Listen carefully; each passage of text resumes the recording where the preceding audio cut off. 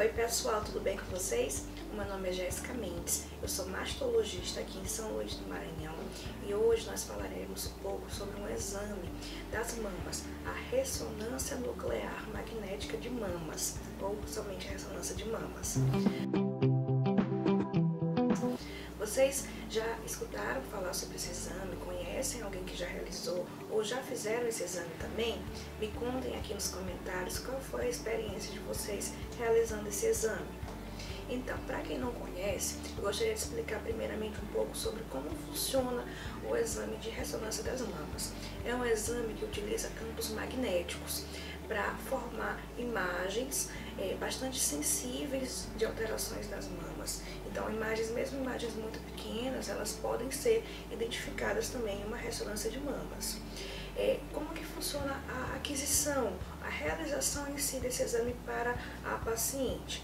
É um exame, muitas vocês falam, é aquele exame que entra no tubo? Sim, tem um tubo, uma maca que a paciente fica deitada, mas ela não fica com a barriga para cima, ela fica com a barriga para baixo.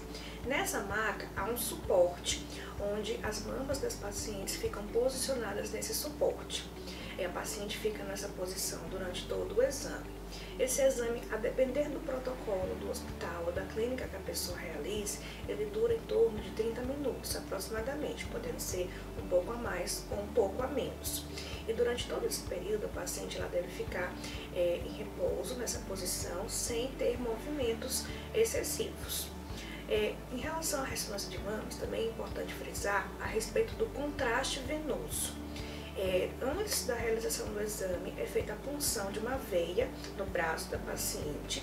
Geralmente, alguns protocolos já iniciam o exame com o contraste, mas alguns protocolos fazem primeiramente a aquisição de imagens sem o contraste e depois com o contraste. Então, é feita a injeção pela veia dessa medicação, que é um contraste chamado gadolínio.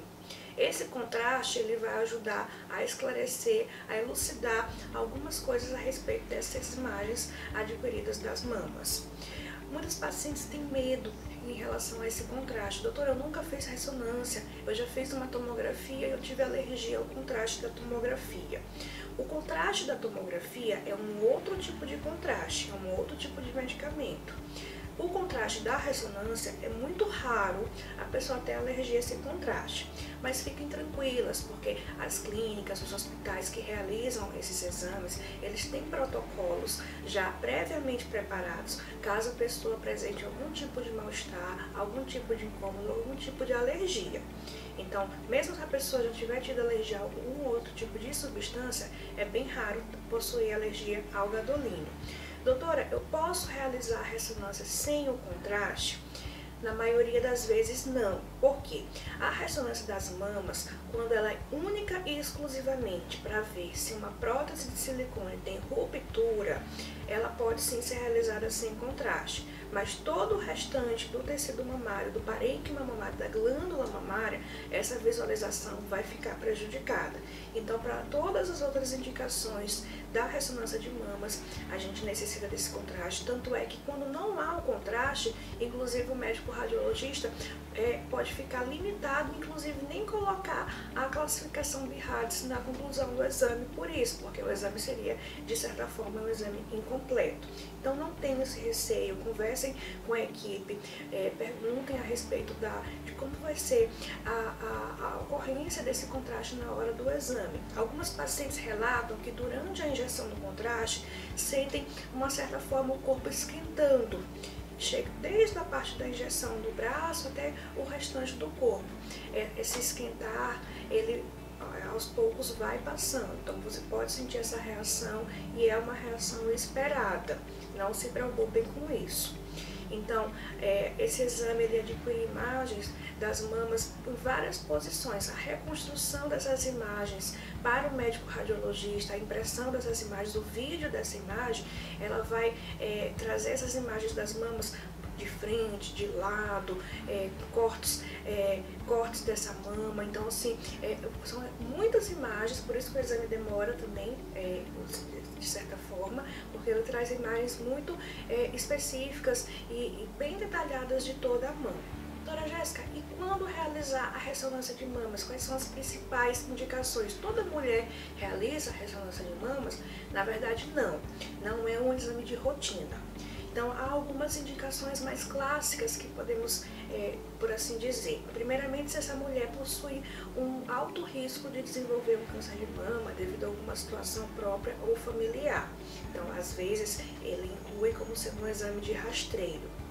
Outra situação também é uma mulher que ela já tem um diagnóstico de um câncer de mama em uma parte específica da mama, mas a gente quer fazer alguma investigação se tem algum outro tipo de lesão, ou na mesma mama, ou da outra mama também. Então, pode ser uma indicação também, principalmente se essa mulher vai realizar primeiramente a quimioterapia antes da cirurgia, ou seja, a quimioterapia neoadjuvante. Então, também é uma das indicações clássicas que muitas vezes é solicitada a ressonância nesse momento do tratamento. Também se essa mulher ela tem uma alteração única e exclusivamente na axila e não foi encontrado mais nada no restante das mamas, tanto em mamografia quanto em ultrassonografia, nem no exame físico.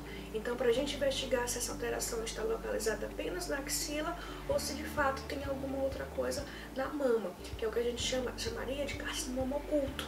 O tumor, o câncer que se localiza apenas na axila, tá?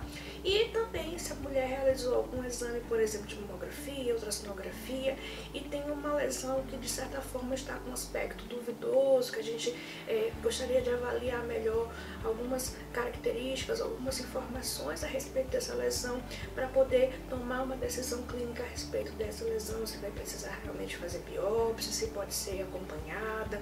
Então, às vezes é um exame que ajuda a elucidar alguma dúvida de outros exames.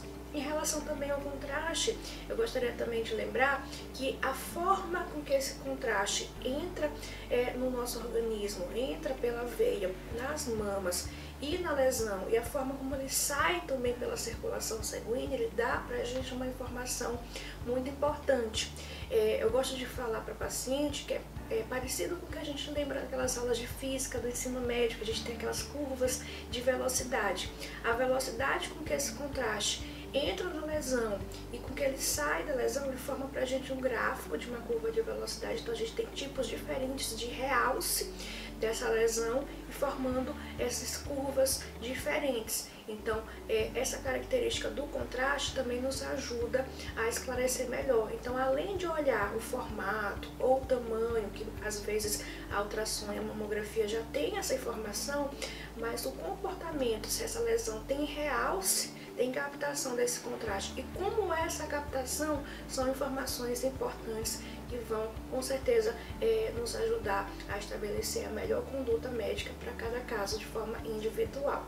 Então, se você teve indicação de realizar a ressonância, está em dúvida, está pesquisando mais a respeito, esclareça todas essas dúvidas com a sua equipe e boa sorte!